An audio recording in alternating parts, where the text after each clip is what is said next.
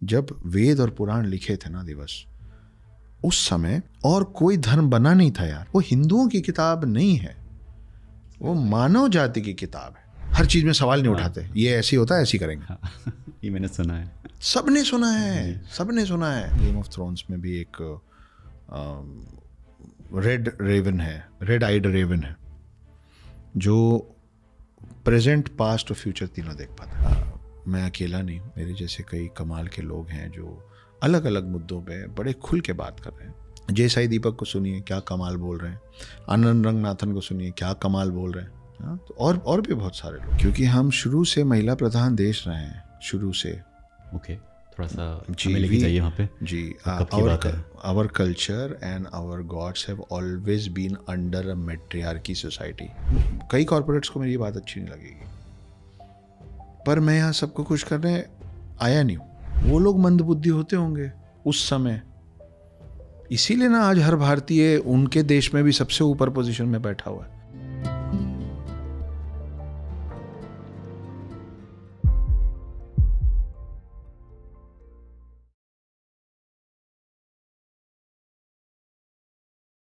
सो आज मेरे साथ अक्षत जी नहीं बैठे हैं, मेरे साथ उर्मिला पुत्र अक्षत जी बैठे हुए हैं।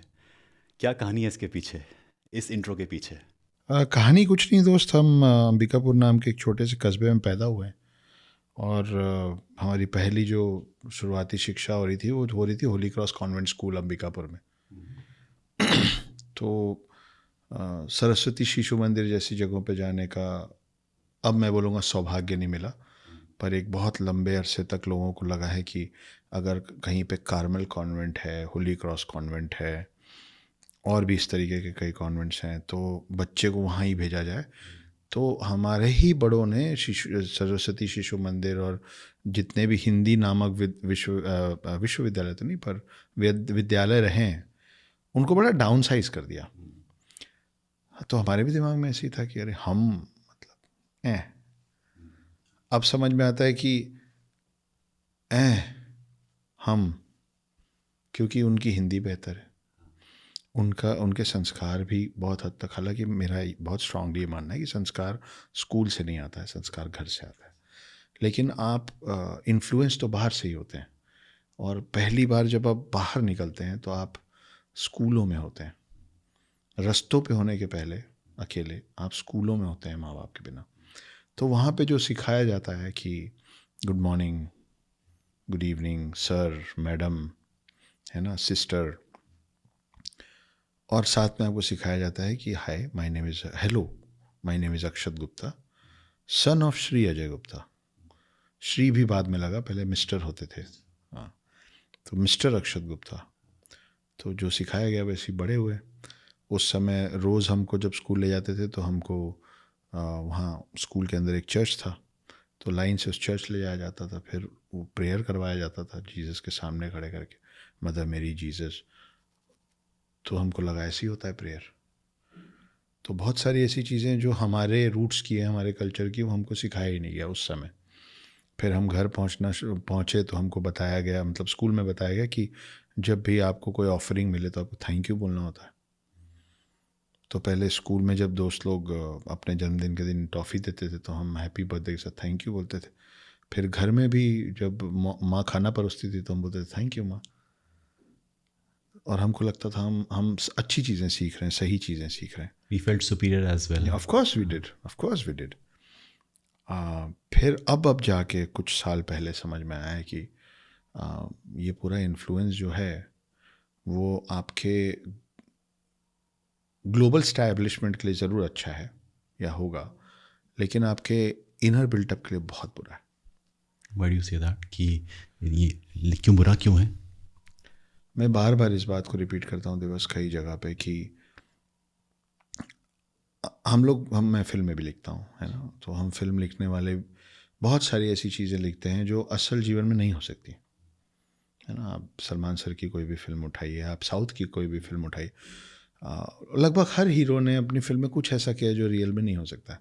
उसके बावजूद आप देखिए कि अगर आप एज अ राइटर या एज अ डायरेक्टर जाके किसी हीरो को बोलेंगे सर मैंने एक फ़िल्म लिखी है, उसमें बहुत अलग अलग किरदार हैं, उसमें उड़ने वाला घोड़ा है, तो बोलेंगे हाँ ठीक है। उसमें बहुत बड़े साइज़ की छिपकली है, इंसान से भी बड़े, तो बोले हाँ ठीक है। डायनासोर भी आ जाता सर, तो बोलेंगे ठीक है। पर अगर आप उनको ये बोलेंगे ना फिर सर एक पेड़ उड़ गया, तो बोले पागल है क्या, थोड़ा तो हिसाब लगा ले। हमको मालूम है कि कल्पना शक्ति में भी हम पेड़ को नहीं उड़ा सकते। क्यों? क्योंकि पेड़ तभी तक जीवित है जब तक वो अपनी जड़ों से जुड़ा हुआ है। हमारी धरोहर है, हमारे रूट्स हैं, हर चीज़ के पीछे लॉजिक है, कारण है कि हम जो हैं वैसे क्यों हैं। तो हम हमारे रूट्स क्या हैं? कल्चर है ना। तो ये बहुत ही सिस्टमैटिकली उस कल्चर से हमको कट ऑफ किया जा रहा है। आप पूरा जड़ ही काट दोगे तो पेड़ का अस्तित्व तो सवाल के घेरे में आ ही जाएगा। तो हम आ ही गए हैं सवाल के घेरों पे कि आज कोई कुछ भी बोल देता है कि तुम्हारे तो भगवान रोता है, तो आप ब्लैंक हो जाते हो कि अरे यार, क्योंकि we have no answer. Gods must be super. हम जब उनको सुपर पावर बोलते हैं तो हमको लगता है कि वो सुपर ह्यूमन भी हैं, तो वो कैसे रो सकता है? मगर तो हमको ऐसे ही दिखाया गया और अब हम ऐसे ही सोचते हैं। लेकिन आपको नहीं लगता कि आप तो उसके सामने रोएंगे जिसके बारे में आपको लगा कि वो मेरी मेरी दुख तकलीफ, मेरा दर्द समझेगा। आई रिमेंबर मेरे फादर एक एडवोकेट हैं, तो उनका जो ऑफिस है वहाँ पे एक अलमारी है, उस पर लिखा था हमें हिंदू होने का गर्व है। एंड आई फेल्ट पापा मतलब आप कैसी कैसी जो स्टेटमेंट्स लिख रहे हो कि दिस इज़ सो ऑर्थोडॉक्स, कि हमें सिखाया जाता है कि बी सेक्युलर, एंड आपकी जो पहचान है उसको आप हिंदू से क्यों रिलेट कर रहे हो। And as a teenager, as a rebel, you always question these things, because college में आपको सुन दिखाया गया था आपको कि लाइक सेक्युलरिज्म है अभी भी, बट कहीं ना कहीं जो पहचान है आपकी, it was more modern in nature if you talk about yourself not as a Hindu. तो एग्जैक्टली हिंदू क्या है? आपको दिवस में बताऊं, आपकी पहचान अब ये हो गई है कि अगर आप रास्ते पे चलते हुए नहीं पहचाने जा रहे हैं ना, तो फिर आप समझ जाइए, सामने से देखने वाला समझ जाएगा पक्का ये किसी भी समुदाय का होगा, पर ये हिंदू समुदाय का होगा। मैं बहुत सोच समझ के ये बात बोल रहा हूँ, मैं जिम्मेदारी से बात बोल रहा हूँ। आप किसी सिख को देखेंगे तो आपको दिखेगा कि ये सरदार है, ये सिख है। आप किसी मुस्लिम को देखेंगे, आपको देख के समझ में आएगा कि वो मुस्लिम है। क्रिश्चियंस भी अलग से दिख जाते हैं। जो नहीं पहचान में आता है ना, वो हिंदू बन गया है। अच्छा, इसको देख के समझ में नहीं आ रहा है कि ये मुस्लिम है कि सिख है कि ईसाई, पक्का ये हिंदू होगा। ये हो गए हम, and we are proud of that now. आप आज भी सिख का बाल पे हाथ लगाइए और हाथ काट देगा आप कि हाथ कैसे लगाया। तो वो अपना कल्चर मानते हैं, इसलिए हम उनकी रिस्पेक्ट करते हैं। लेकिन हम जब खुद का कल्चर मानते हैं तो हम खुद पे हंसने लग जाते हैं। ये सर और मैडम क्या होता है? कॉर्पोरेट कल्चर आजकल हो गया है यहाँ पे। Please call me bye my name. 50 साल के आदमी को आप उसके नाम से बुला रहे हैं, वो आपको अलाउ कर रहा है और आप उसको उसके नाम से बुला रहे हैं। क्या ये काफ़ी है कि एक सीनियर है जो आपको इस बात की छूट अगर दे भी देता है कि तुम मुझे मेरे नाम से बुलाओ, तो आप उसको उसके नाम से बुलाने लगेंगे? ये तो हमारा तो कल्चर नहीं है। हमको तो बचपन से सिखाया गया, और ये रॉकेट साइंस नहीं है समझना कि आप अपने छोटों को प्यार देते हैं तो उनसे आपको इज्जत मिलती है, और आप अपने बड़ों को इज्जत देते हैं तो उनसे प्यार मिलता है। तो पता भी नहीं चलता है हमको। और फिर जब वीकली रिव्यू, मंथली रिव्यू, जो भी आप बोलें, जब वो होता है और उसमें जब फिर डिस्कशन होता है, तो डिस्कशन आमतौर पे काम हो चाहे घर हो, डिस्कशन कई बार डिबेट में तब्दील हो जाता है। भाई मेरे हिसाब से मैं जो कह रहा हूँ वो सही है, आपके हिसाब से आप जो कह रहे हैं वो सही। जब दोनों लोग सही होते हैं ना, तो कौन पहले चुप हो जाएगा, उसका एक लौता लकीर यही है कि कौन बड़ा है। तजुर्बे में नहीं, उम्र में। क्योंकि वहाँ पे मान की लकीर खींचती है कि आप भले गलत है पर आप मेरे से वरिष्ठ, आप बड़े हैं, you are elder to me. ठीक है, तो जब आप बराबरी में रख लेते हैं तो फिर कोई चुप होने वाली बात खत्म हो जाती है ना।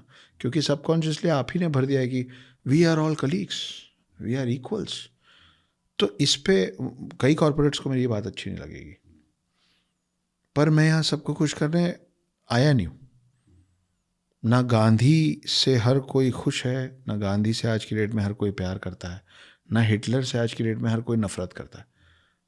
मायने ये है कि आप सबको खुश नहीं कर सकते, लेकिन आपके कल्चर में जो आपके पापा बोल देंगे कि please call me by my name, तो आप क्या उनको यो ब्रो करने लगेंगे क्या? नहीं करेंगे ना। क्यों? संस्कार हैं, वो सिखाया गया है कि तो संस्कार आपके अंदर है ना, तो वो ऑफिस जाके चेंज कैसे हो सकता है? ये सब बहुत ही सिस्टमैटिकली और बहुत ही स्लोली किया गया है. I understand that it is very important to know English in order to stand on a global platform. It is important and there's no debate on that. पर ये कहाँ लिखा है कि A for apple, B for ball, C for cat, D for dog, E for elephant सीखना? वो लोग मंदबुद्धि होते होंगे उस समय, इसीलिए ना आज हर भारतीय उनके देश में भी सबसे ऊपर पोजीशन में बैठा हुआ है. आप हमारे पहले का इतिहास का वो उठा के देखिए कि हमारा सिलेबस क्या होता था. छोटे छोटे बच्चे क्लिष्ट हिंदी और संस्कृत में श्लोक कहते थे और अर्थात लगा के उसका मायने भी बताते थे. उसी समय ना वहाँ पे वो लोग स्पेलिंग लिखना सीखते होते थे और यहाँ पे पूरा पूरा श्लोक और उसका मायने समझा दिया जाता था उतने छोटे बच्चों से. तो यहाँ से हम बेहतर हैं, इसमें कोई दो राय रही नहीं है. अब किसी विश्व में किसी को इस बात पे शक नहीं है. तो हम ABCD सीखना है ना आपको. A फॉर अग्नि सिखवाइए, हिंदू हैं आप. B फॉर भगवान सिखाइए, भगवा सिखाइए, भगवत गीता सिखाइए. C फॉर कैट क्या होता है? बिल्ली तो सीख ही जाएगा आपका बच्चा. C फॉर कल्चर सिखाइए. D फॉर डॉग क्यों सिखा रहे? D फॉर धर्म सिखाइए, किसी भी धर्म के हो आप, सिखाइए बेटा D फॉर धर्म. जब वो पूछेगा ना धर्म मतलब क्या, तब आप बताएंगे कि भारत में इतने धर्म हैं, उनका ये नाम है, ये नाम है, ये नाम है, ये नाम. तो एक सवाल से 4 जवाब निकलने चाहिए ना. आप क्या सिखाएंगे? D फॉर डॉग, ये देखो ये पूंछ हिलाता वो जो जा रहा है ना, उसको बोलते हैं. आप सोचिए कितने क्षीण सोच और समझाइश सिखाइश दे रहे हैं आप. आप एक फ़ोटो दिखाते हैं और बोलते हैं ये देखो इसको डॉग बोलते हैं. आपको E फॉर एलिफेंट सिखाना है, आप E फॉर एक दंत सिखाइए. एक दंत के पीछे गणेश जी की पूरी कहानी सुनाएंगे आप. वो जीवन में कभी ना वो एक दंत भूलेगा, ना एलिफेंट का चेहरा भूलेगा और ना उस कहानी को भूलेगा. और ये सिस्टमैटिकली सिखाते सिखाते E के बाद F गए. F फॉर फैन, मेरे बच्चे को पंखा बनाना है, इंजीनियर बनेगा वो. जब बनेगा ना तो उसको स्कूल में सिखा देंगे F फॉर फैन. उसके लिए माता पिता की ज़रूरत नहीं है. आपको सिखाना है F for faith. Faith in the jurisdiction, faith in your dharma, faith on your elders, faith in your self. G पे आ जाते हैं. ये सिखाते सिखाते इन्होंने इतने प्यार से इन्फ्यूज़ करके हमको G फॉर गॉड सिखा दिया. आप G फॉर गणेश सिखाइए, G फॉर गुरुद्वारा सिखाइए, G फॉर गुरु नानक देव सिखाइए, G फॉर गरुण पुराण सिखाइए. आप जैसे ही बोलेंगे कि G फॉर गरुण पुराण, तो गरुण सुन के सवाल पूछेगा ना बच्चा. तो फिर जब गरुण की कहानी सुनाएंगे तो फिर सर्पों की भी कहानी सुनाएंगे. जब सर्पों की कहानी सुनाएंगे तो गरुण कैसे विष्णु के वाहन बने उसकी भी कहानी सुनाएंगे. कश्यप की पत्नी कद्रू जो जिसके द्वारा ये स्पीशीज ऑफ स्नेक्स आया इस दुनिया में, ये हमारा कल्चर है. तो आप G फॉर गॉड क्यों सिखा रहे हो? और कब तक ये सिखाएंगे हम? जो ये सब सारी बातें हैं ये स्कूल में तो नहीं सिखाएंगे वो लोग हमें. बिल्कुल नहीं सिखाएंगे. वो ABCD में वही सिखाएंगे जो मैं कह रहा हूँ कि क्यों सिखाया जा रहा है. हाँ. And if you are told कि जो गुरुकुल जैसे स्कूल्स हैं अभी भी, वहाँ पे पेरेंट्स नहीं भेजेंगे कि हमारा बच्चा कहीं पीछे रह जाएगा इस रेस में जहाँ पे आपको कहीं ना कहीं जॉब चाहिए, कहीं नौकरी करनी है. सो पेरेंट्स थिंक कि ठीक है जो कि उसके बच्चे के भविष्य के लिए सही है technically in terms of job, सिर्फ उसके लिए तैयारी करा दो and forget about the culture. तो कहाँ से करेंगे? Which has happened with both of us. तो वही अभी मैं नाम ले सकता हूँ और आपको मैं अलग से वीडियो दिखाऊंगा एक बच्चे का राइट आफ्टर दिस.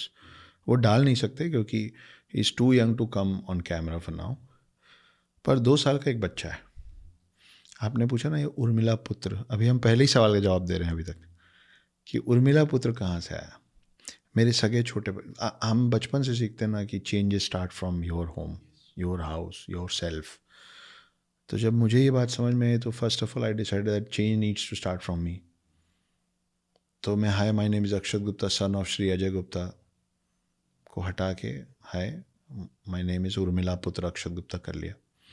मेरे सगे छोटे भाई का 2 साल का बेटा है, उसका नाम अगस्त्या है. सरनेम सेम है गुप्ता.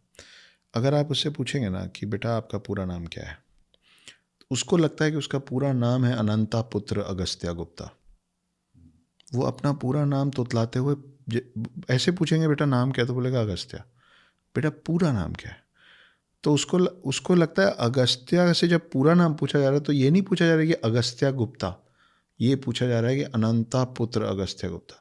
आप उससे पूछेंगे ना कि घर वाला ABCD सुनाओ, तो आपको A से Z तक सुनाएगा ये जो मैं आपको बोल रहा हूँ। A फॉर अग्नि, B फॉर भगवा, C for culture, D for धर्म, E फॉर एक दंत, F for faith, G for Ganesh. आप आगे जितने अभी X और Z हम ढूंढ नहीं पाए। आप अपने भी दर्शकों को बोलिए, मुझे बताएं कि X और Z से मैं क्या सिखाऊं आपके और अपने बच्चों को।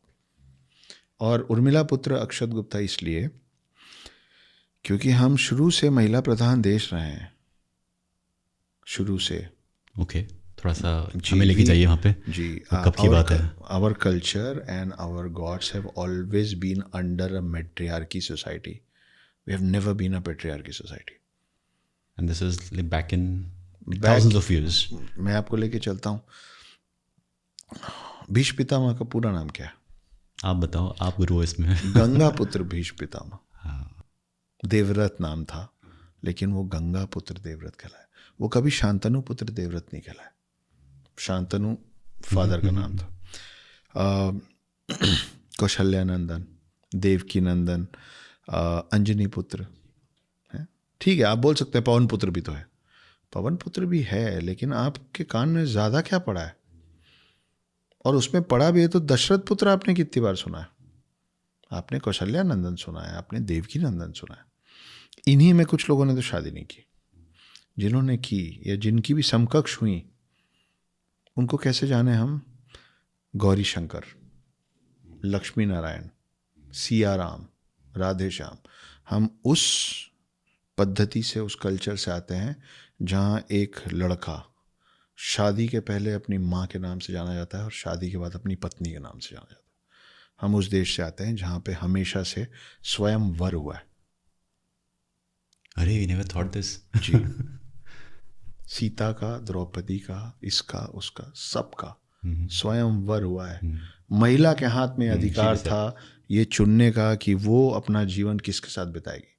तो आप एक बात बताइए कि ये माइक मेरे सामने है, अगर ये माइक मुझे अच्छा लग गया और मैंने बोला आज से माइक मेरे पास, तो मैं इस माइक का हो गया कि ये माइक मेरा हो गया? माइक आपका हो गया। ये माइक मेरा हो गया ना।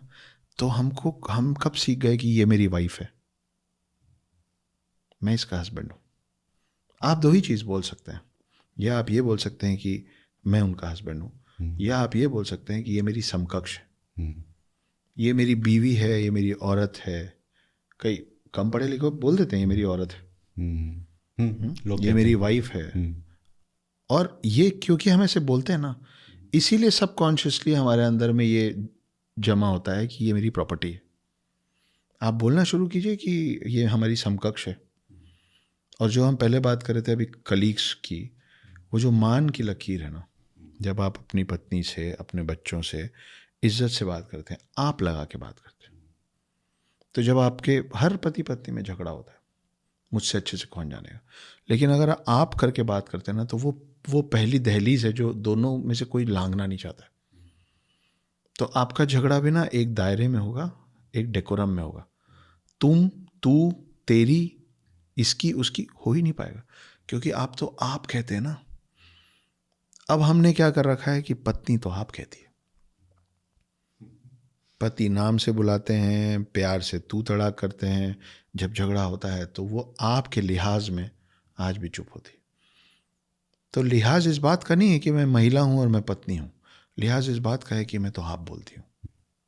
ये बदला कैसे? अगर हम मेट्रियार्की में थे, ये पेट्रियार्की में कैसे बदला? विद टाइम, धीरे धीरे। अब भाई आप सत्युग से शुरू, like insecurity of the mails कि हमें डोमिनेट करना है, वो कैसे हुआ, क्यों हुआ? इसका एक सिंगल जवाब नहीं हो सकता, इसके बहुत सारे जवाब होंगे। आप सोचिए, अभी हम भीष्म पितामह की बात कर रहे थे। जब गंगा शांतनु से शादी करने पे हाँ बोली थी, तो बोली थी एक शर्त है मेरी। उस समय शादी के लिए महिलाएं शर्त रख देती थी। स्वयंवर क्या होता था कि आ जाओ सब, और उसमें क्या करके दिखाना है वो महिला डिसाइड करती थी कि ये मेरा क्राइटेरिया। मतलब महिला वो जज बनती थी कि मैंने ये क्राइटेरिया सेट किया बॉस, इन मापदंडों पे जो सही बैठेगा उसके बारे में मैं सोचूंगी। क्योंकि उसमें भी हो सकता है कि 5 लोग वो पांचों मापदंड मान ले, तो उसके ऊपर वो वहीं के वहीं और क्राइटेरिया लगा सकती है। इसकी हाइट कम है, इसका रंग ठीक नहीं है, इसकी आवाज़ ठीक नहीं लगी, ये ज़्यादा खूबसूरत है, जो भी, इसलिए मैं इसके साथ जाऊंगी। और बाकी 4 उससे लड़ते नहीं थे, मान लेते थे। तो वो चीज़ कैसे धीरे धीरे चेंज हुई। आज की डेट में आप स्वयंवर करना, अब सही बात नहीं हो, गलत हो जाएगा, लेकिन आज की डेट में हम में से कोई इस बात से अनभिज्ञ है कि आप किसी एक ऐसी लड़की को जानते होंगे मिनिमम, जिसकी शादी उसके मन के मुताबिक ना करते हुए माता पिता ने डिसाइड कर दिया, और पढ़े लिखे परिवार में, मेट्रोपॉलिटन और कॉस्मोपॉलिटन सिटीज़ की बात कर रहा हूँ, कि हमने तय कर दिया बस आवाज़ नहीं चाहिए। हुआ है, जो बोल दिया। उस समय पिता तो जो कर रहा है, माँ भी तो पिता का साथ दे रही। क्यों? क्योंकि माँ के साथ भी वही हुआ था। तो ये पीढ़ी दर पीढ़ी वही हुआ है। अब हमारे घर की बुजुर्ग महिलाओं को लगता है कि हाँ, यही तो, ऐसे ही तो होता है, और कैसे होगा, ऐसे ही तो होगा, हमारे ज़माने में तो ऐसे ही होता था। अरे तो ज़माना बदल गया भाई। आपके ज़माने में जब आपकी शादी हुई थी तब आपके बाल काले थे, अब आपके बाल सफ़ेद हो गए। तो समय बदला है, इसलिए आपके बाल सफ़ेद हो गए ना। तो ये कोई भी करे, गलत तो गलत ही होगा। और आप आंख बंद कर लेंगे तो आंख बंद करने से आपके आंखों के आगे अंधेरा हो जाता है, बाहर रात नहीं होती। सिर्फ क्योंकि 660 लोग एक साथ खड़े होकर चिल्लाएंगे कि यही सही है, तो गलत सही नहीं हो जाएगा, गलत गलत ही रहेगा। तो बहुत धीरे धीरे विद टाइम चीज़ें चेंज होके आज हम जहाँ खड़े हैं। अच्छी बात यह है कि मैं अकेला नहीं हूँ, मेरे जैसे कई कमाल के लोग हैं जो अलग अलग मुद्दों पे बड़े खुल के बात कर रहे हैं। क्योंकि अभी मेरी आवाज़ कम हो सकती है, मेरी तादाद कम है, इसलिए मेरी आवाज़ कम है, बढ़ेगी। किसी एक दिन पहला वेस्टर्न कंट्री से पहला आदमी यहाँ कदम रखा होगा ना, कभी। जी, उसके बाद ही उनका इन्वेशन हुआ। तो शुरुआत तो एक से ही होगी। जय साई दीपक को सुनिए, क्या कमाल बोल रहे हैं। आनंद रंगनाथन को सुनिए, क्या कमाल बोल रहे हैं। हाँ, तो और भी बहुत सारे लोग हैं। तो बदलाव आएगा। हम रातों रात पतन की तरफ नहीं गए, तो हम रातों रात गुड मॉर्निंग भी नहीं होगी, धीरे धीरे होगी। अक्सर as a youngster we have a doubt कि सनातन धर्म और हिंदुज़्म को हम लोग इंटरचेंजेबली यूज़ नहीं कर पाते। तो आर दे सेम और are they different? Actually they are not different, they are same. No, they are not same. Okay, मैं आपको मैं डिप्लोमेटिक आंसर नहीं दे रहा हूँ। सनातन जो है ना, वो एक आर्ट ऑफ लाइफ है, एक वे ऑफ लिविंग है, ठीक है, जिसमें आपके पुराण हैं, वेद हैं। सबसे पहले आपको और मुझको ये समझना पड़ेगा कि देखिए, जो किताबें हैं ना, पुराण और वेद जो है ना, वो सनातन की किताबें हैं। थिंक कि हमारी ऑडियंस को नहीं पता बिल्कुल, मॉडर्निज्म एंड कॉन्वेंट एजुकेशन सब कुछ है, दे क्लूलेस अबाउट दिस टर्म सनातन क्या है। हर सनातनी हिंदू है, ओके, मगर ज़रूरी नहीं कि हर हिंदू सनातनी हो। Got it. क्योंकि सनातन जो मैं बोल रहा हूँ एक वे ऑफ लाइफ है। उस वे ऑफ लाइफ को जो लोग फॉलो कर रहे हैं वो सनातनी तो हैं, लेकिन उसमें से निकले हुए जो ब्रांचेस हैं वो बहुत सारे हैं। जैसे आप ये सुने होंगे ना, मैं उदाहरण दे रहा हूँ कि अरे इन लोग तो कास्ट में डिवाइडेड थे। जी। ब्राह्मण, क्षत्रिय, वैश्य, शूद्र। तो ये चारों हिंदू ही है ना, लेकिन अलग अलग कास्ट में। ये चारों में से कोई भी सनातनी हो सकता है ना। आप ऊपर ले जाके कास्ट में डिवाइड कर सकते हैं। आपने किसी बहुत विशाल का पेड़ के ऊपर के ब्रांचेस या नीचे की जड़, आप कुछ भी देख लीजिए, नीचे जड़ भी अलग अलग निकल के फैलती है, ऊपर ब्रांचेस भी अलग अलग निकल के फैलते हैं, लेकिन उसके बीच में एक तना होता है ना, जो वो एक ही होता है, वो है सनातन। उसके ऊपर आप हिंदू में कितने भी ले जाइए, चाहे नीचे चाहे ऊपर। मैं जब नीचे और ऊपर बोल रहा हूँ, मैं उदाहरण के तौर पे बोल रहा हूँ, लेकिन आप किसी भी समुदाय को नीचे तबके पे रख दीजिए या किसी को भी बहुत ऊपर बैठा दीजिए, वो सब हिंदू हो सकते हैं। लेकिन सनातन होना एक वे ऑफ लाइफ है जो सब लोग नहीं कर पाते। तो इसी के अंदर ये बात है कि मैंने पहले भी ये बात बोली है, हम लोगों के ऊपर, कई लोगों के ऊपर लोग हंसते हैं कि कुछ भी करते हो यार तुम लोग, कोई गाय की पूजा कर रहा है, कोई पेड़ की पूजा कर रहा है, कोई हाथी की पूजा कर रहा है, प्रॉब्लम क्या है तुम लोग की? प्रॉब्लम कुछ नहीं है हमारी, बस हम लोग अब बीच में, ये जो पूरा बीच का कई 100 साल हम लोगों ने सवाल पूछना और जवाब देना दोनों बंद कर दिया। आधे तो हमने सवाल नहीं पूछे, इसलिए जिनको जवाब मालूम था वो चले गए, आगे के जनरेशन्स को जवाब दिए बिना चले गए, क्योंकि सवाल पूछा नहीं गया। बाद में जब कुछ लोगों ने सवाल पूछा तो जिनसे पूछा उनके पास जवाब नहीं थे, क्योंकि जवाब देने वाले तो चले गए। तो उन्होंने, हमको नहीं मालूम भाई, ऐसे होता है, ऐसे होता है, हर चीज़ में सवाल नहीं उठाते, ये ऐसे होता है, ऐसे ही करेंगे। सबने सुना है थर्सडे को नाखून नहीं काटना चाहिए, रात को नाखून नहीं काटना चाहिए, सुने ना, सांझ होने के बाद, सूर्यास्त होने के बाद नाखून नहीं काटना चाहिए। क्यों नहीं काटना चाहिए? मनुष्यत फैलती है।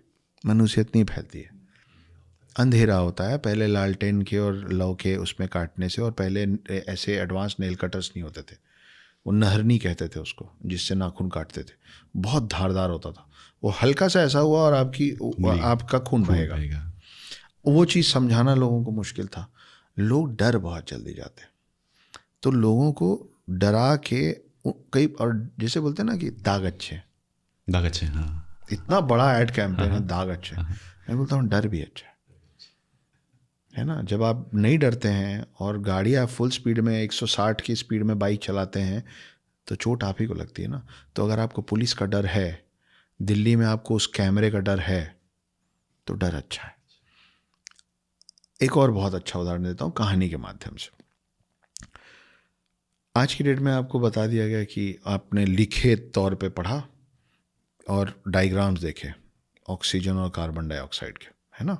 जब आदमी की तस्वीर बनाई गई तो ऐसे करके एरो बनाया गया, dot dot dot dot arrow, taking in oxygen. फिर ऐसे करके लाइन बनाई गई, dot dot dot dot arrow, carbon dioxide. इसी का उल्टा बनाया गया पेड़ पे। बिल्कुल ठीक है जी। तो आपको समझ में आ गया, अच्छा हम ऑक्सीजन लेते हैं, वो कार्बन डाइऑक्साइड छोड़ते हैं, वो कार्बन डाइऑक्साइड लेते हैं, ऑक्सीजन छोड़ते हैं, संतुलन बना हुआ, इसलिए पेड़ नहीं काटना चाहिए। आज से 1000-2000 साल पहले अगर, क्योंकि उस समय के लोग हमसे ज़्यादा तेज थे ना, बुद्धिजीवी थे, उनको सवाल पूछना आता था। कोई बुद्धिजीवी, कोई पंडित जिसको इस बात की समझ आई होगी पहली बार, और वो आके बोला होगा ना कि ऑक्सीजन हम लेते हैं, कार्बन डाइऑक्साइड वो लेते हैं, हम आदान प्रदान करते हैं, तो 100 लोग खड़े होंगे, दिखाओ ऐसे कैसे मान लें, जो कि करेक्ट चीज़ थी। लेकिन मैंने बोला ना कि ये भी बैलेंस है कि हर चीज़ पे सवाल उठाना भी कर, लेकिन उस समय के लोग उठाए होंगे। तो अब वो जो एक तेज तरार आदमी आया होगा ना, बोले अब इन जाहिलों को जिंदा तो रखना है। 15 घर हैं, उसको एक गांव बोल रहे हैं, चारों तरफ से पेड़ों से ढके हुए। तो उसने बोला कि सुनो, रात को जंगल में जाके नहीं सोना, रात को जंगल में जाने से भूत पकड़ लेता है।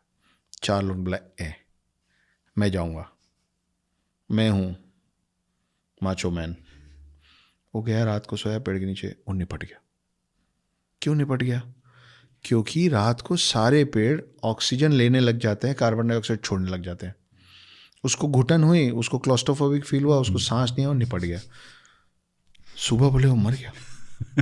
कोई तो था। पंडित ने बोला, मैंने बोला था ना भूत मत सो नीचे। ठीक है। अभी एक और हीरो था, वो बोला कि है तो बुढ़ा था, मैं जवान, मैं सोऊंगा।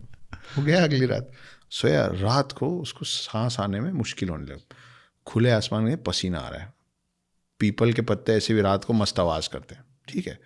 जब आपको चेस्ट पे कंजेशन फील होता है ना, तो आपको लगता है कि यहाँ पे प्रेशर पड़ रहा है। वो दौड़ता हुआ रात को वापस बोले पक्का भूत चुड़ैल है, मेरी छाती पे कोई बैठा हुआ थी। फिर सांस लेने मेरा गला दबा रही थी। वो पंडित मुस्कुराया, बोला मैंने बोला था ना। ठीक है। फिर उसने बोला कि अगर चाहते हो कि जंगल तुम्हारा नुकसान ना करे रात को, क्योंकि भाई आपका खेत है तो रात को जाना पड़ेगा, तो जंगल क्रॉस करके जाना है, पेड़ दिखेंगे, अब उस डर को भी बैलेंस करना है। तो बोले सब जगह पीपल और बरगद का पेड़ लगाओ। क्यों? बोले पीपल और बरगद के पेड़ में भगवान वास करते हैं। तो अगर पीपल और बरगद दिखता रहेगा ना रात को तुम लोगों को, तो वो राक्षस और बाकी असुरी ताकत ना तुमको नुकसान नहीं पहुंचाएंगे। ले पौधारोपण शुरू जंगल के बीच में, क्या लगा रहे हैं? पीपल और बरगद लगा रहे हैं। बोले अब इसकी पूजा किया करो। क्यों? क्योंकि भगवान वास्ते है। उसका कारण ये है कि पीपल और बरगद वो पेड़ हैं जो आपको रात को भी ऑक्सीजन देते हैं। आप सोचिए कि वो 15 घर का गांव अगर 5,000 पेड़ों के बीच में होगा तो वो पूरा गांव मर जाएगा। उस गांव को जिंदा रखने का काम उन पीपल और बरगद के पेड़ों का था। आज हमको लॉजिक नहीं पता, लेकिन आप देख लीजिए अपने शहर, चाहे किसी भी शहर में, रास्ते के बीच में आपको 50 साल पुराना पीपल खड़ा दिख जाएगा। और आप किसी भी पुराने गांव में जाएंगे ना तो सरपंच या कोई बुजुर्ग आदमी आपको गांव घुमा ले जाएगा, बोले 300 साल पुराना बरगद पेड़ है।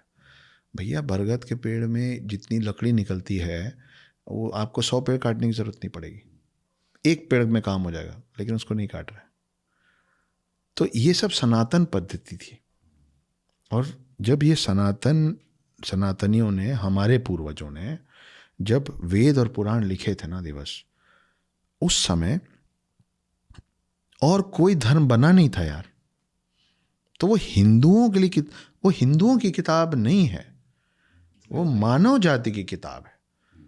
क्योंकि गांव में रह रहे हो चाहे शहर में रह रहे हो, मुस्लिम हो क्रिश्चियन हो कोई भी हो, रात को सांस तो तुम भी ले रहे हो ना, उसी पीपल और बरगद का ले रहे हो ना, जिसको वो सनातनी समझा के बचा दिया था। अक्सर ये होता है डाउट कि आपने कहा कि this was the only religion which we had. हम कहते हैं कि जो ग्रीक है वहाँ पे जो गॉड ऑफ रेन है या फिर एक गॉड ऑफ लाइक सन है, ऐसे हम लोग लिंक करते हैं इंडिया से कि वरुण देव या फिर सूर्य देव। तो काफ़ी कॉमनलिटीज़ लगती हैं बिटवीन ग्रीक एंड वो कहते हैं कि हम पहले आए, हम कहते हैं हम पहले आए। जस्ट बिकॉज हम लोग आज पॉडकास्ट में बात कर रहे हैं एंड वी माइट से कि हम लोग पहले हैं, हम लोग पहले आए। Is that a feeling to feel better as compare to those people, या फिर वो लोग कहेंगे नहीं हम पहले आए थे? How do we come to a conclusion कि कौन पहले आया था? मैं आपको एक छोटी सी फिल्म दिखाता हूँ अभी, ठीक है? इमेजिन कीजिएगा हम चांद तक पहुँच गए, वी ह्यूमंस अर्थ से बाहर निकल गए, ग्रेविटेशनल फोर्स को हराना सीख गए, हम चांद तक पहुँच गए, हम मार्स तक पहुँच गए। वो हबल टेलीस्कोप और वो जो एक दो निकले हैं ब्रह्मांड में, वो हर थोड़े दिन में एक नए प्लैनेट का या किसी नए सेलेस्टियल स्टार का फोटो भेज देते हैं, है ना? We are exploring. इतनी बड़े ब्रह्मांड में आपको सही में लगता है कि सिर्फ आप और मैं ही हैं और एक ही पृथ्वी है जिसमें जीवन होगा। अब हम यही करते करते किसी दिन एक यूएस से स्पेसशिप उड़ा, एक इंडिया से उड़ा, एक चाइना से उड़ा, एक रशिया से उड़ा, एक कहीं से भी उड़ा। ये सबके लैंग्वेजेस अलग अलग है, ठीक है? ये सारे किसी प्लैनेट के अलग अलग एरियाज में लैंड कर गए और उतरने के बाद उनको समझ में आया कि यहाँ पे तो लाइफ है। और सिर्फ लाइफ नहीं है, वहाँ अलग दिखने वाले ऐसे लोग हैं जो बोल सकते हैं, किसी और भाषा में बोल रहे पर बोल सकते हैं, सुन सकते हैं, और उनके पास दिमाग है, दे कैन लर्न। तो इंडिया का जो स्पेसशिप जहाँ उतरा होगा ना, उसके आसपास जो, उनके लिए तो हम एलियन है, पहली बात। वो हमारे लिए एलियन नहीं है, उनके लिए हम एलियन है। तो जब वो आसपास आए होंगे ना डरते डरते कि पता नहीं नीचे से आग छोड़ता क्या उतरा है ये, और निकले होंगे, जब हमने पहली बार कोशिश की होगी उनसे बात करने का, तो उनको हमने पार्ले जी दिया होगा। पार्ले जी सब जगह, देखिए मैं पार्ले जी के फेवर में हूँ, पार्ले जी सब जगह। तो हमने उनको पार्ले जी दिया होगा, फिर हमने बात करने की कोशिश की होगी, तो हमने बोला होगा कि हम पृथ्वी से आए, पृथ्वी पृथ्वी पृथ्वी, ठीक है? वो यूएस का जो उतरा होगा वो उनको बियर दिया होगा, चीयर्स चीयर्स, और उनको बोला होगा अर्थ अर्थ प्लैनेट अर्थ, ठीक है जी। फिर हम सब वापस आ गए। अब पड़ोसी तो है नहीं है कि हम हर दूसरे तीसरे दिन जाएं उनको ये बताने कि अरे नालायकों, पृथ्वी और प्लैनेट अर्थ देखिए। यही है धर्म के अलग अलग वो, कि वो हैं सब एक ही, आए होंगे कहीं से, हमसे बहुत ज़्यादा शक्तिशाली। हम फिल्मों में, कहानी में देखते हैं, हम पढ़ते भी हैं कि बहुत ऐसे बैठ के किसी ने याद किया, मेडिटेट किया, सालों तपस्या की, प्रकट हो गए। आज से 25 साल पहले आप किसी को बोलते ना कि एक बटन दबाऊंगा और तुमको देख के तुमसे बात करूंगा, दौड़ाता आपको कि ठीक है मैं गाँव का हूँ पर मैं बेवकूफ़ नहीं हूँ। हो गया ना। आप मेरे को कोई भी लिख के दे सकता है कि आज से और 100 साल बाद टेलीपोर्टेशन तक हम नहीं पहुंच जाएंगे, हो सकता है पहुंच जाएंगे। तो ये भी तो हो सकता है ना कि हजारों साल पहले उनके पास टेलीपोर्टेशन तक का साइंस था, जो हम देखते हैं आजकल एआई में देखते हैं। हाँ, एवाटार इज देयर जो क्रिएट हो जाता है वर्चुअली। तो आप बिल्कुल हो जाता है। तो आप ये सोचिए कि अगर, क्योंकि जो वॉइस होता है, ध्वनि जो होती है, it is an energy, it is a wave that can never be destroyed, it will always remain. ठीक है, तो आप मीटर वाला टेप जब पकड़ते हैं इस दीवार से उस दीवार तक, तो आप क्या करते हैं, यहाँ से आप ऐसे छोड़ते जाते हैं, दूसरा वाला उधर पकड़ के उस दीवार तक ले जाता है ना। और वो आजकल तो ऐसा भी आ गया, आप अकेले करते जाइए, वो स्ट्रेट जाएगा। और ये मेरी सोच है, मेरे को मज़ा आता है ऐसी चीज़ें सोचने में। ऐसा भी तो हो सकता है ना कि अगर उन्होंने बोला है कि ओम नमः शिवाय, ओम नमः शिवाय बोलते रहो, तो वो एक तरंग है, एक वेव है, जो उनको पहले से मालूम था कि जब तुमको मुझे बुलाना है, मेरे तक पहुंचना है, इस दीवार से उस दीवार तक पहुंचना है, तो तुम्हारा मीटर टेप होगा ओम नमः शिवाय। वो एक ध्वनि एक वेव लेंथ पे पहुंचेगी, वो वेव लेंथ हमारे रेडियो में लगा हुआ है वहाँ। Something what we saw in the movie Om Om Om Om, maybe kind to like relate, understand yes. it. कि वो एक वेव लेंथ है जो इस मतलब ऐसे ही ट्रैवल करेगी, और जब ये ट्रैवल करेगी तो ये यहीं पहुंचेगी, इस फ्रीक्वेंसी पे पहुंचेगी, एंड वी विल नो कि इतने बड़े प्लैनेट अर्थ में कौन से कोने पे बैठ के कौन मुझे याद कर रहा है। और फिर वो टेलीपोर्ट होके आते होंगे, आपकी बात करते होंगे, आपसे जो भी समझाते होंगे, क्योंकि हम तो सीख रहे हैं ना। हम बोलते हैं ये डेवलप्ड कंट्री और डेवलपिंग कंट्री, हम डेवलपिंग प्लैनेट हैं overall. We as a family we are developing planet. तो हम तो और कई हज़ार साल पहले और पीछे थे। तो हम वो आते थे, हम सवाल पूछते थे, वो जवाब देते थे। अब हम जिस प्लैनेट में कभी लैंड करेंगे, जो मैं आपको हाइपोथेटिकली बोल रहा हूँ, हो सकता है कि वहाँ के लोग नीले रंग के हों फॉर एग्जाम्पल। तो वो जब हमारी मूर्तियाँ बनाएंगे तो इस कलर की बनाएंगे ना। और हर स्पेसशिप ना ऐसे ही होता है। तो आज आप कोई भी मंदिर देख लीजिए, मस्जिद देख लीजिए, गुरुद्वारा देख लीजिए, चर्च देख लीजिए, सब ऐसा ही है। सॉरी, सब ऐसे ही है। डोम शेप होती है, जो भी डोम होता है, लेकिन ऊपर के साइड निकला रहता है, समथिंग एलिवेटेड अलग से टू रिसीव द फ्रीक्वेंसी। ये कहना चाह रहे हैं? नहीं, मैं ये कहना चाह रहा हूँ कि जब पहली बार मानव ने देखा होगा तो वो इस शेप में कुछ उतरा होगा। ओके। आपका घर जो बनता है वो 8 फीट 9 फीट या 10 फीट पे उसकी सीलिंग स्ट्रेट पड़ती है जी। तो हर पूजा करने वाली जगह, चाहे आप किसी भी समुदाय के हों, वो ऐसी क्यों नहीं बना लेते हैं? आप ऐसे क्यों बनाते हैं? क्योंकि शायद हम लोगों ने पहले देखा हो। और हम ऊपर देख के क्यों पूजा करते हैं? हम नीचे देख के पूजा क्यों नहीं कर लेते? क्योंकि हम उनको ऊपर से आते देखे थे और ऊपर जाते देखे थे, और ऐसी किसी चीज़ में देखे थे। इसलिए हम बोलते हैं कि भगवान का घर, ऊपर वाले का घर। तो भाई आप अगर स्पेसशिप में मैं आऊँगा तो वो मेरा घर होगा ना, और मेरे घर का शेप ये था, तो मैंने वैसे ही देखा है। अच्छा, सिंस वी टॉक अबाउट कि हम लोग दूसरे प्लैनेट्स पे भी थे, और वो नीले रंग के होते थे। वो देखा है हमने मूवीज में। मेरा कृष्ण नीला है, मेरे शिव नीले हैं, मेरे विष्णु नीले हैं।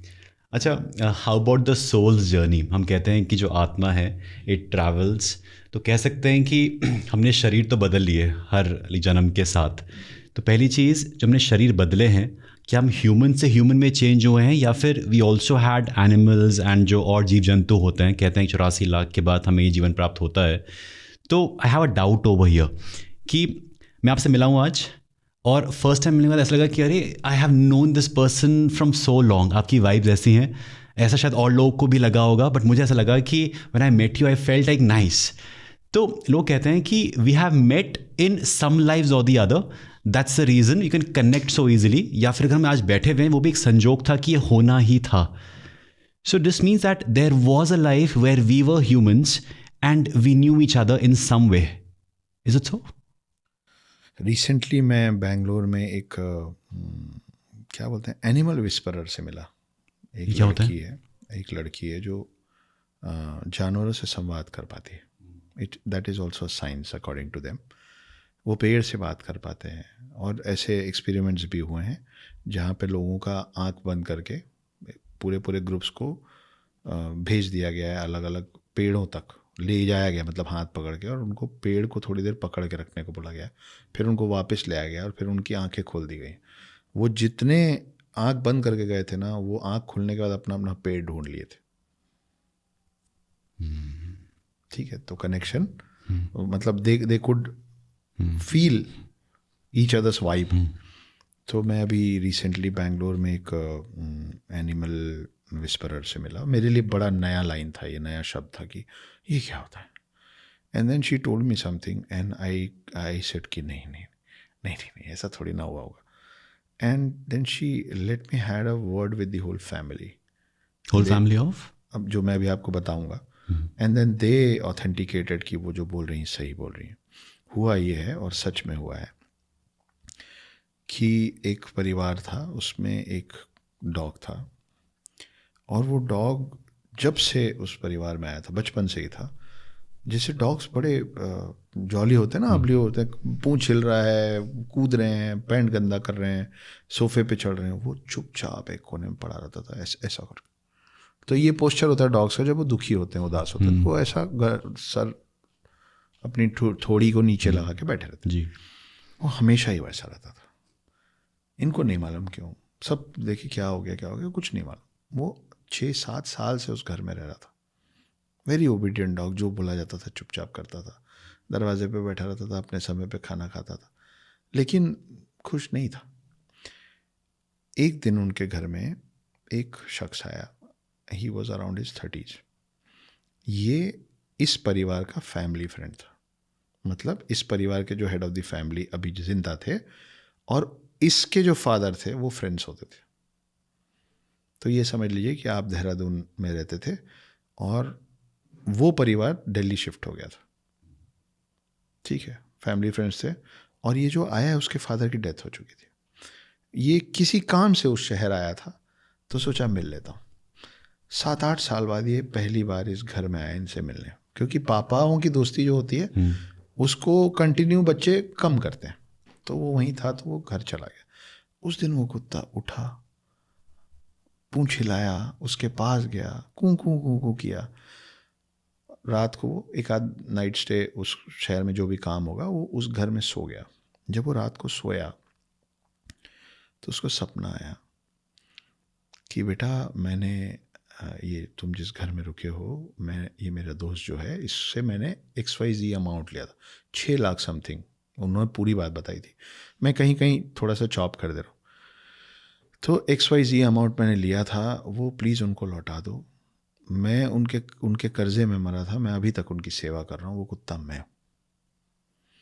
ये सुबह उठा, इसको सपना याद था, ब्रेकफास्ट टेबल में बैठा, बोले पापा ने कुछ पैसे लिए थे क्या? तो वो परिवार वाले एक दूसरे को देखे, बोले अरे अब वो नहीं रहे, अब छोड़िए ना, घर की बात है, घर के ही तो काम आया था, अब वो जब रहे नहीं तो आपको क्या बोलते हम। इन लोगों ने कभी बोला नहीं कि आपके पापा से हमको पैसा वापस लेना था, इसलिए उस लड़के को पता नहीं था कि मेरे फादर किसी कर्ज लेके चले गए थे। बोले नहीं नहीं ज़रूरी है, प्लीज़ बताइए कितना है। वो सपने में जो अमाउंट बोला गया था और ये जो अमाउंट बोले सेम था, मतलब लास्ट डिजिट तक सेम था।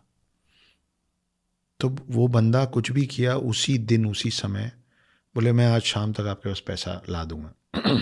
शाम को आया, पैसा दिया, पैसा देके वो अपने शहर वापस चला गया। उस रात उस डॉग की डेथ हो गई।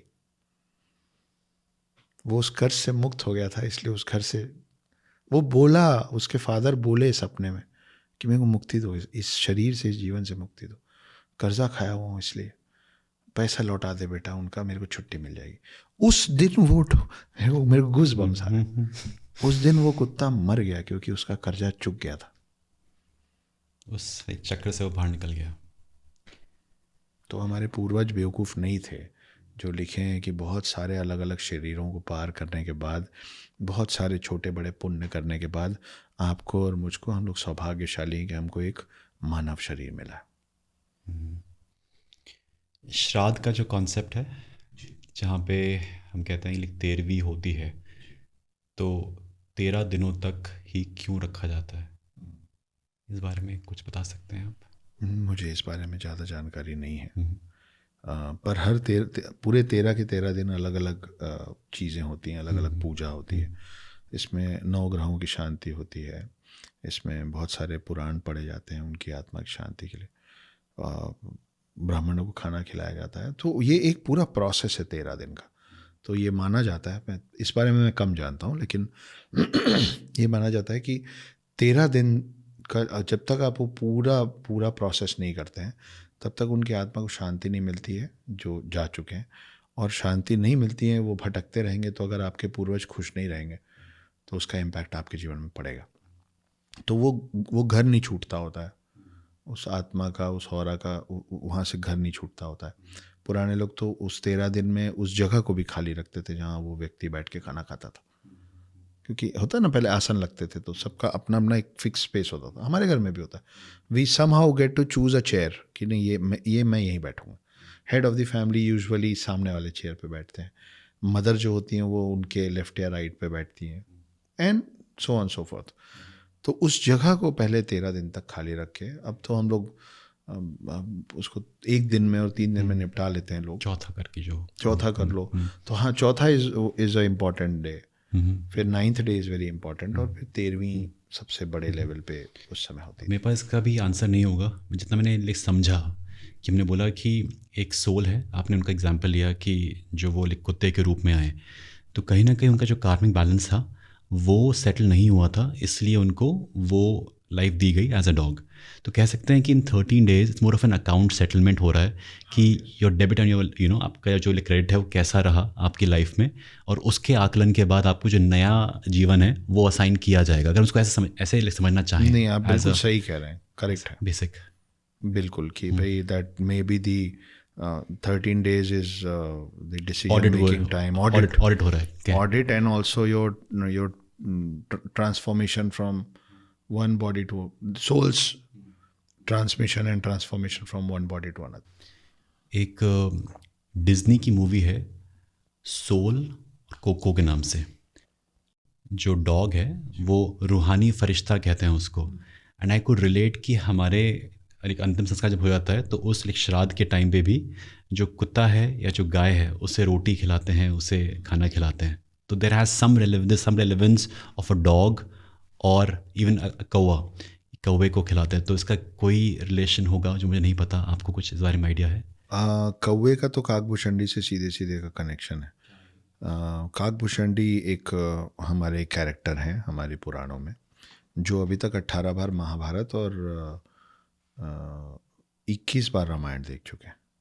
21 या 22 बार रामायण देख चुके हैं। ये कैसे वर्क करता है कि उन्होंने इतनी बार रामायण देखी है? मतलब इतनी बार हो चुकी है रामायण? जी, उससे ज़्यादा बार हो चुकी जितनी बार उन्होंने देखी, क्योंकि उनके देखने शुरू करने के पहले से ये साइकिल चल रहा है। It's a never ending cycle, you just a part of it. The cycle of all 4 yugas, the cycle of time, this is a. आपने गेम ऑफ थ्रोन्स देखा है? नहीं, बट सुना है। ओके, तो फिर मैं आपको उसका एग्जांपल नहीं दूंगा। गेम ऑफ थ्रोन्स में भी एक रेड रेवन है, रेड आइड रेवन है, जो प्रेजेंट, पास्ट और फ्यूचर तीनों देख पाता है।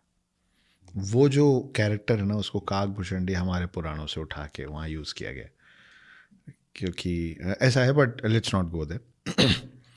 हाँ, आप पूछ रहे थे कि पहले भी हो चुका है।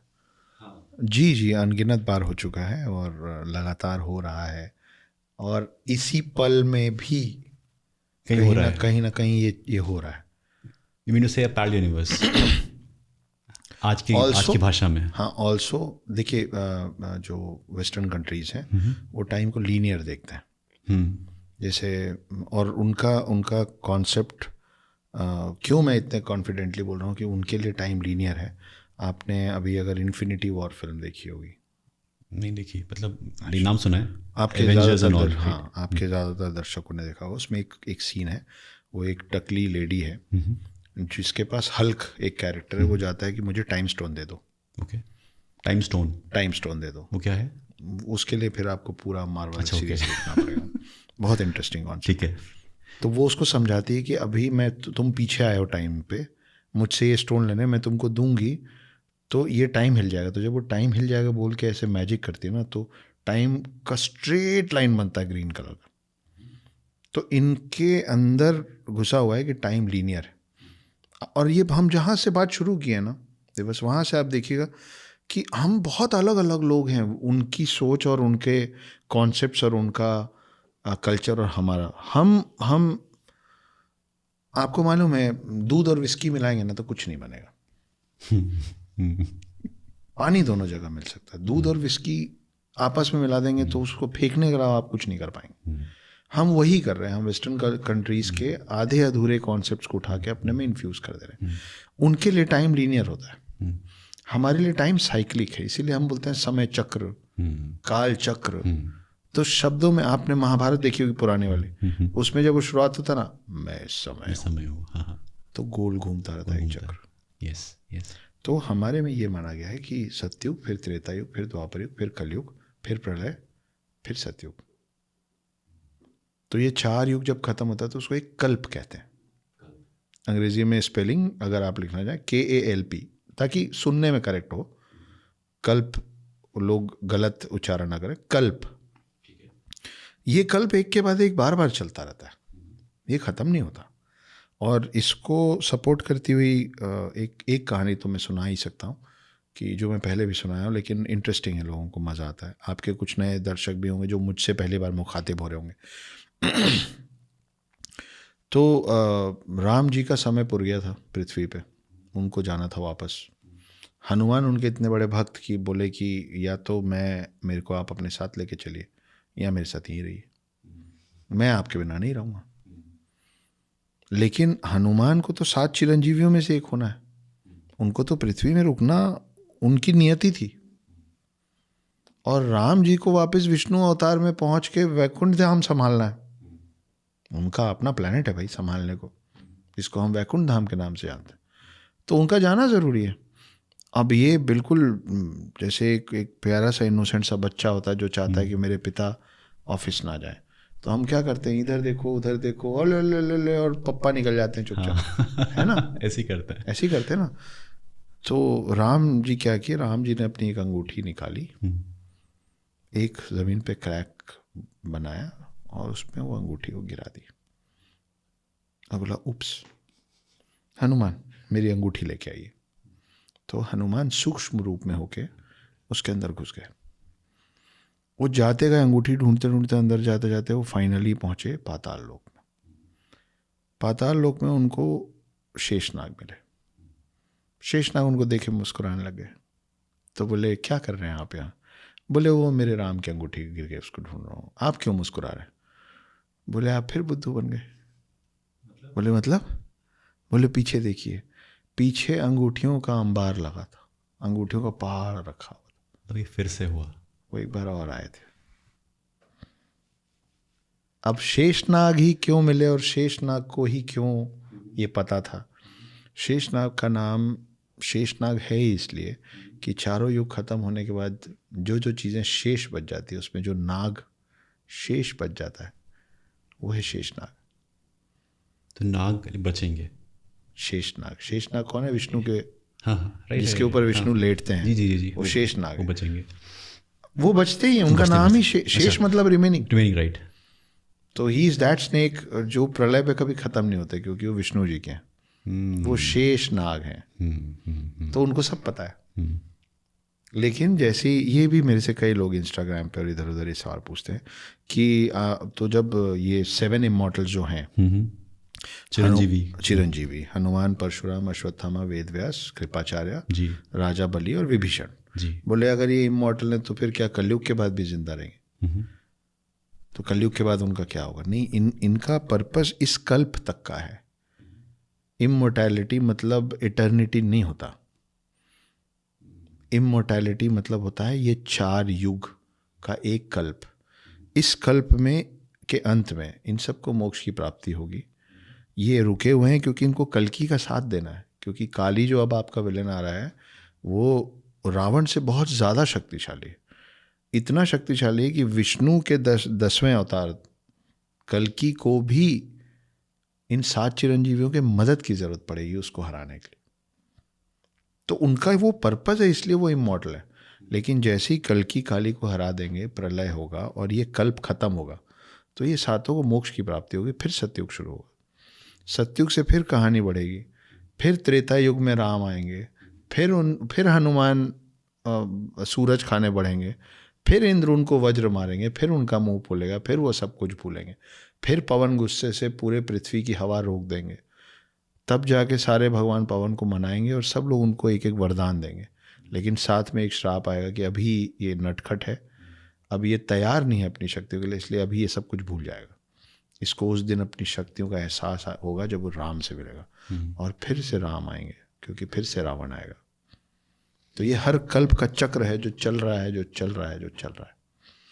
तो हर बार वो जो एक अंगूठी गिराते थे ना, वो वहीं जाके गिरती थी। तो हनुमान जी वहाँ पहुँचते थे, और शेषनाग वो है जो कल्प के अंत में बच जाता है, तो उसको पता था। तो ये है हमारा समय चक्र। आपने कहा कि विष्णु जी के 10 अवतार हैं जी बट स्टिल जो राम जी हैं और जो कृष्ण जी हैं ये मोस्ट फेमस हैं। जी। ऐसा क्यों? बाकी क्यों नहीं फेमस हैं? नहीं है, ये तो हम लोगों ने बना रखा है कि ये ज़्यादा फेमस है। ये अभी आखिरी के है ना, मतलब हमारे ज़्यादा करीब है ना। अच्छा, जो भी हुआ है। ओके, तो आपके पापा का नाम बताइए। दिनेश कुमार गुप्ता। दादाजी का? कृष्णलाल गुप्ता। उनके पापा का? नहीं पता मुझे। Exactly, got it. इसीलिए हमको राम और कृष्ण याद है। जब राम और कृष्ण नहीं आए थे तब नरसिम्हा और वराह का नाम उतना ही बड़ा था, जैसे आपके दादाजी को अपने पापा और उनके दादाजी का नाम पता होगा। That simple. आपने बात की थी कि जो डेथ है उससे बहुत डर लगता है हम लोगों को। डेथ से, राइट? अक्सर लोग शिव जी के बहुत बड़े भक्त होते हैं as compare to Brahma ji. We see क्योंकि 3 लोग हैं, ब्रह्मा जी, विष्णु जी, महेश जी। जी।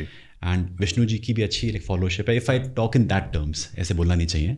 और शिव जी की भी एक अलग फॉलोशिप है, बट शिव जी की फॉलोशिप एक अलग लेवल की होती है। ऐसा क्यों होता है? What is it all about as a layman? ऐसा मुझे लगता है, देखो इसमें गलत हो सकता हूँ, कि वो जो अभी हम शेषनाग की बात कर रहे थे ना, जी, कि कुछ चीज़ें शेष बच जाती है प्रलय के बाद भी। विष्णु और शिव जी बहुत अच्छे दोस्त हैं, इसमें तो कोई दो राय है नहीं। कई बार विष्णु जी शिव जी के सामने हाथ जोड़ते, कई बार शिव जी विष्णु जी के सामने हाथ जोड़ते हैं। दोनों ने फाइट्स भी किए हैं गुस्से में। तो मुझे लगता है जैसे हम लोग आपस में खेलते हैं ना, तो हम बोलते हैं ना, एक बार तुम्हारा टर्न, एक बार हमारा टर्न, वैसा कुछ रहा होगा। तो इसीलिए कई बार शिव पुराण मानने वाले जब बोलते हैं कि नहीं शिव सबसे बड़े हैं, और तो ऐसा हुआ होगा कि जो चीज़ें बच गई होंगी उसमें कुछ ग्रंथ बच गए होंगे। और ये मेरी थ्योरी है, मैं गलत हो सकता हूँ। हर चीज़ का जवाब लॉजिकली या सब कुछ तो हम खुद भी सोचेंगे ना। बिल्कुल, परसेप्शन है। परसेप्शन है।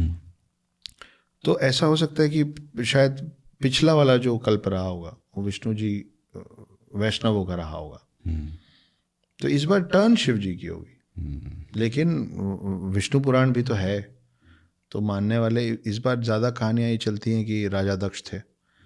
कौन थे राजा दक्ष? सती के पिता, जो मानस पुत्र थे, ब्रह्मा के पुत्र थे। और ब्रह्मा के जो पुत्र थे दक्ष, वो विष्णु जी के बहुत बड़े, मतलब विष्णु जी को मानते थे। और तब उनको शिव जी के बारे में पता चला कि अघोरी जैसे घूमते हैं, इस तरीके से रहते हैं। और वैष्णव धर्म से पूजा करने की पद्धति और शिव धर्म की पूजा करने की पद्धति बहुत अलग अलग है। तो और सती को हो गया था प्रेम शिव से। तो ऐसे भी लड़कियों के पिता अपने दामाद को कम ही पसंद करते हैं, specially when it is a love marriage. तो वैसा कुछ हुआ था, और उसके बाद इनके घर पे कुछ फंक्शन था और सती बोली कि आप चलिए।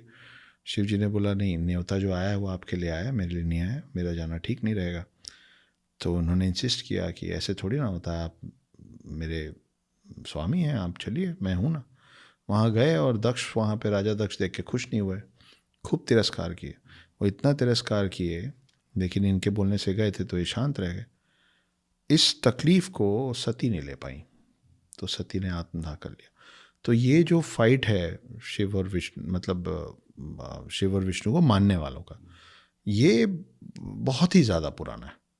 काकभूषणी की भी कहानी बहुत अच्छी है। हमारे धर्म में लगातार अलग अलग तरीके से बताया गया है कि ये आपसी झगड़ा मत करो, कि शैविज़म और वैष्णव वाले अलग अलग नहीं हैं, सब एक हैं।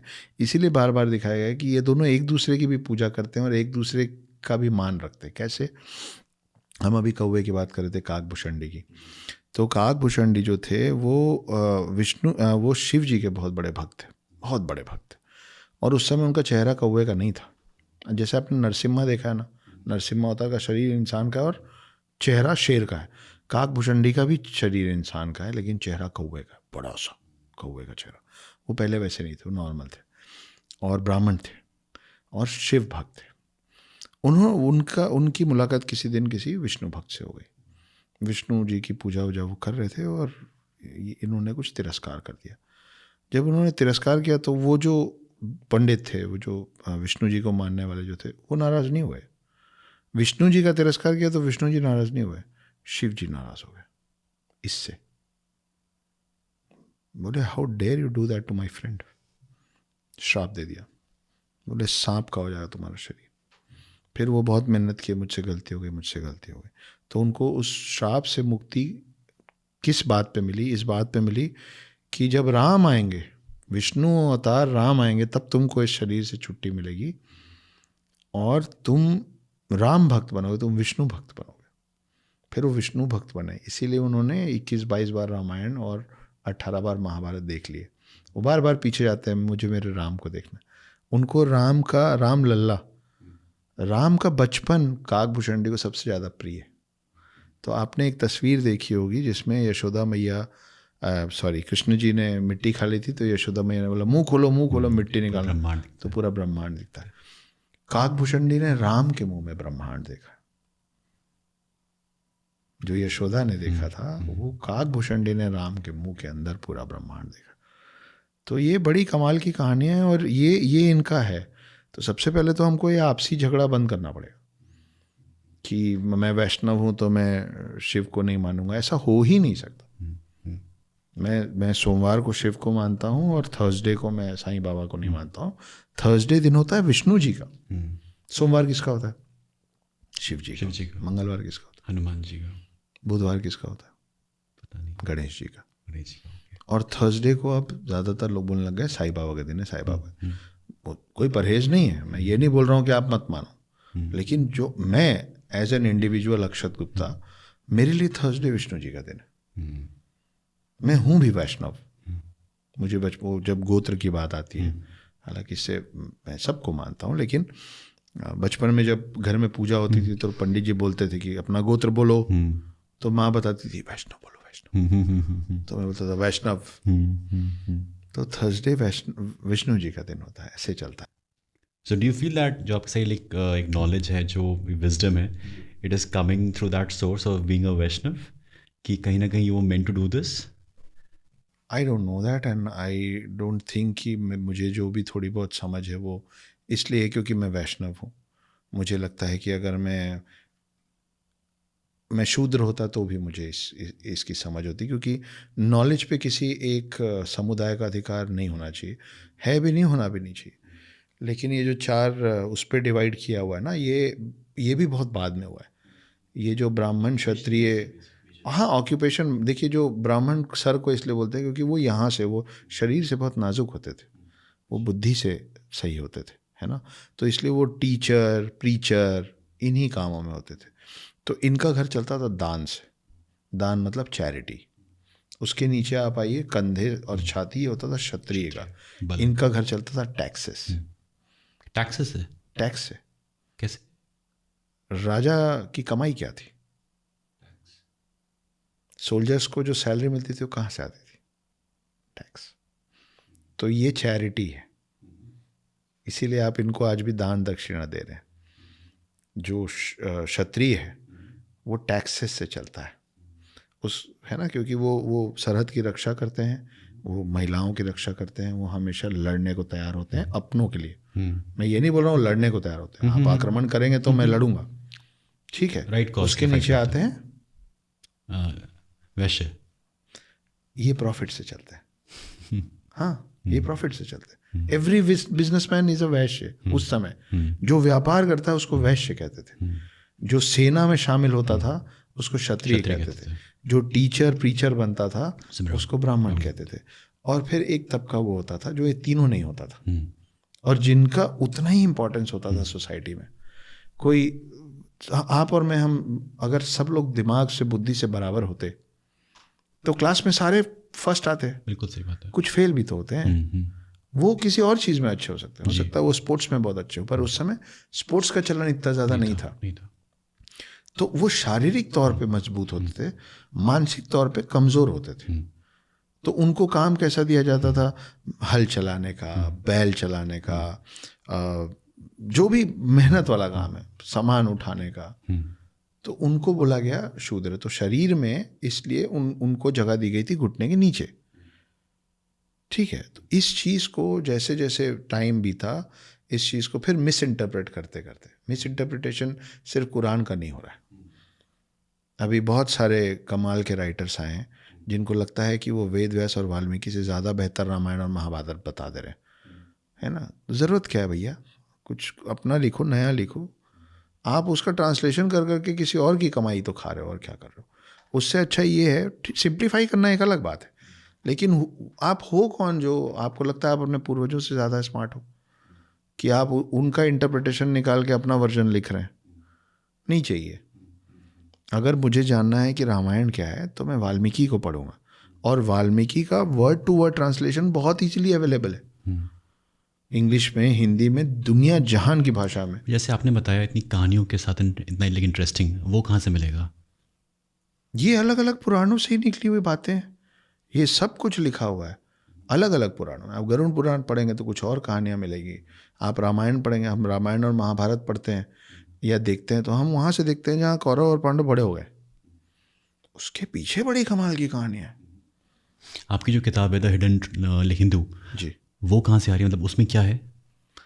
Hidden Hindu is a fiction, और उसका एक लाइन में कहानी कुछ ऐसा है कि एक अघोरी पकड़ में आया 2020 में, ओके। जो ये कह रहा है कि मैं चारों युग जी चुका हूँ, ना मेरी उम्र बढ़ती है ना मैं मरता हूँ, मैं देवभूमि भारत में सतयुग से हूँ, मैं महाभारत का हिस्सा भी था और रामायण का भी, मैं राम से भी मिला हूँ और कृष्ण से भी। वो तो शेषनाग जो है ना, हु नोज एवरीथिंग। नहीं, ये कौन है? ये मेरा किरदार है।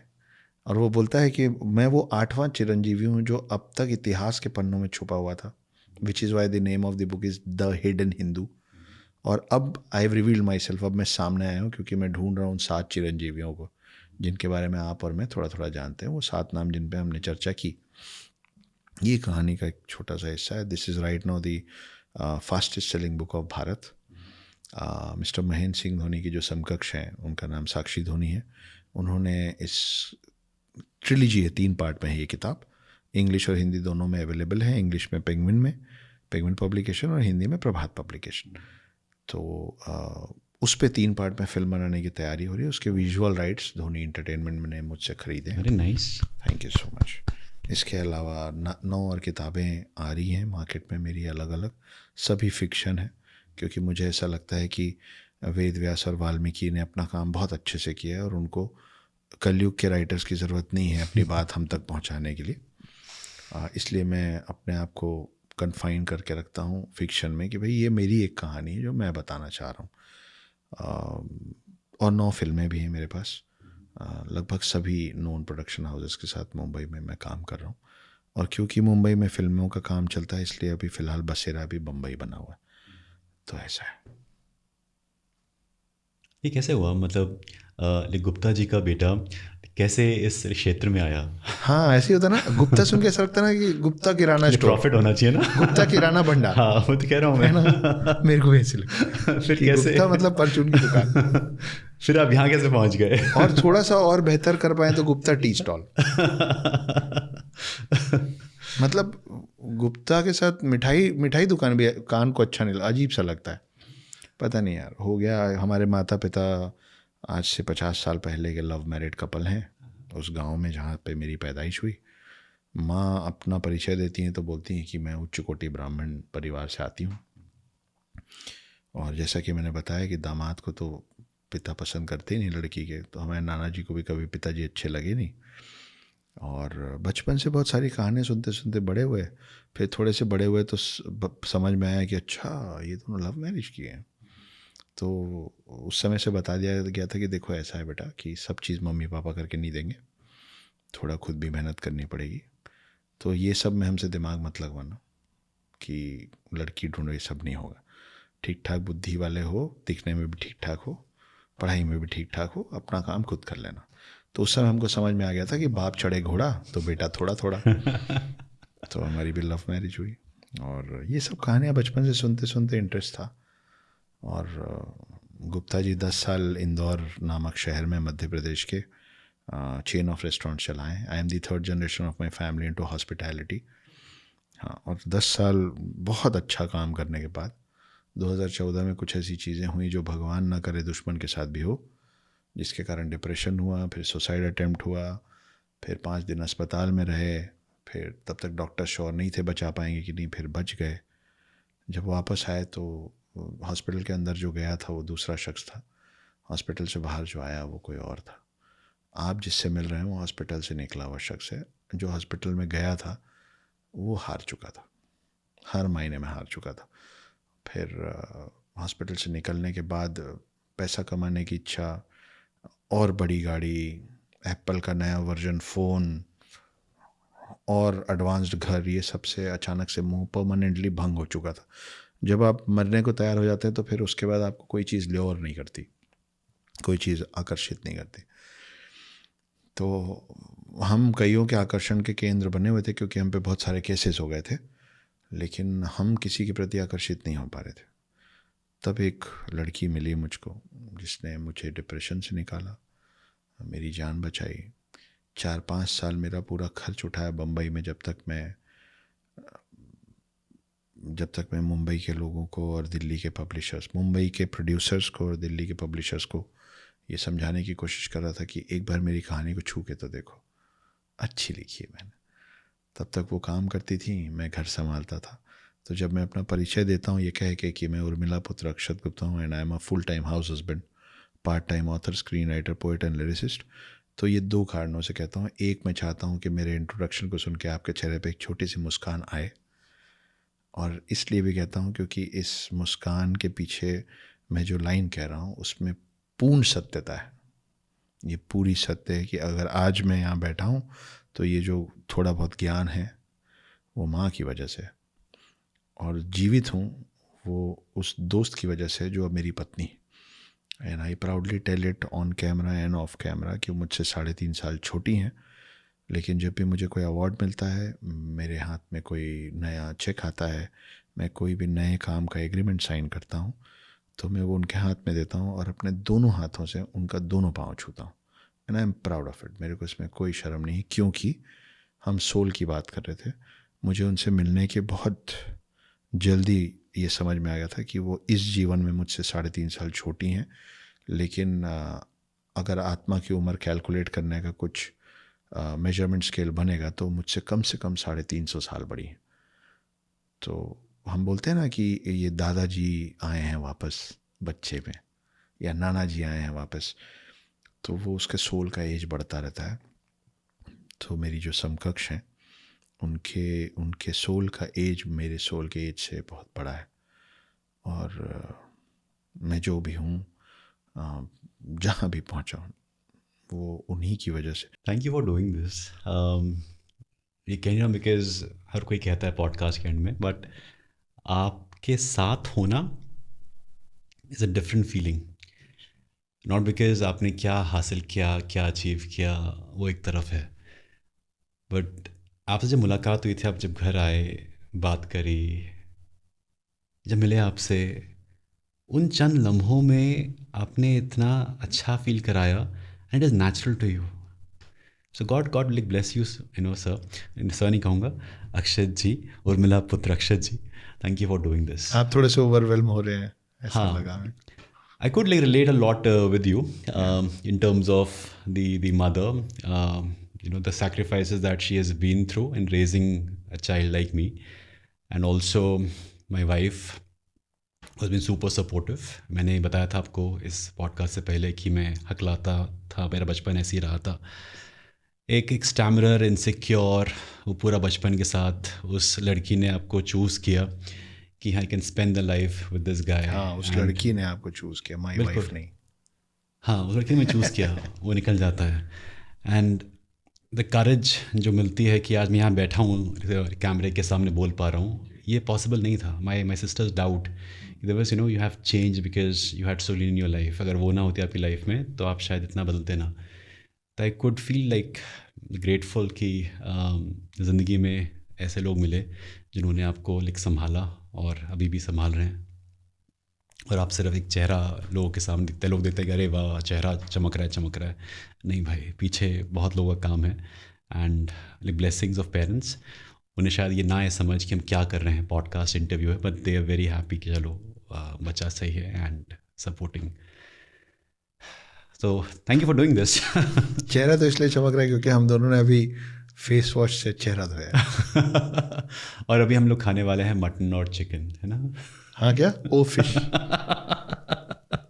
ओ fish. Oh, fish. Thank you so much. Pleasure.